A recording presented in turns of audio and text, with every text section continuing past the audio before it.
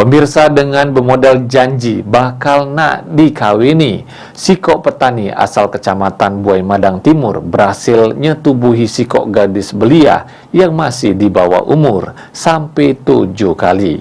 Petani ini pun akhirnya ditangkap oleh petugas unit PPA Satreskrim Polres Oku Timur.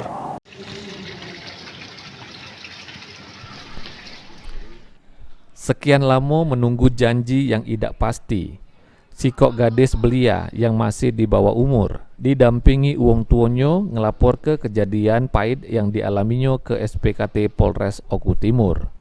Sang gadis mengaku sudah 7 kali disetubuhi oleh seorang petani asal Kecamatan Buai Madang Timur. Korban rela jadi pemuas nafsu bejat petani. Korban dijanji ke bakal dinikahi. Namun sesudah ditunggu sekian bulan, tersangka tidak kunjung nepati janjinya, bahkan terkesan menghindari korban.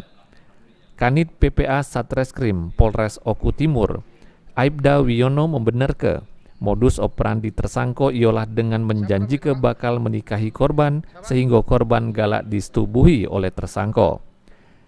Berdasarkan laporan korban, tersangka akhirnya ditangkap tanpa perlawanan.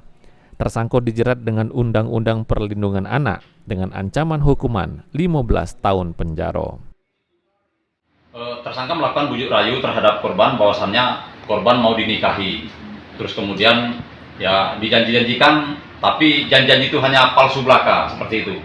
Kalau menurut keterangan daripada tersangka itu sendiri dan daripada korban, itu kurang lebihnya itu sebanyak 7 kali sudah dilakukan hubungan layaknya suami istri, seperti itu ya. Pasal yang kita sangkakan dengan tersangka yang diduga tersangka itu pasal 81 Undang-Undang Perlindungan Anak. Ancaman hukuman minimal 5 tahun, maksimalnya 15 tahun penjara. Pada waktu penangkapan kita pancing, dia kemudian bertemu dengan si korban di daerah Desa Tambak Boyo, Kecamatan Buai Madang Timur. Kemudian lalu kita adakan penggerbekan dan dia pada saat kita lakukan penggerbekan tidak melakukan perlawanan, kemudian kita amankan dan kita. Elfandri Jepriadi, PAL TV.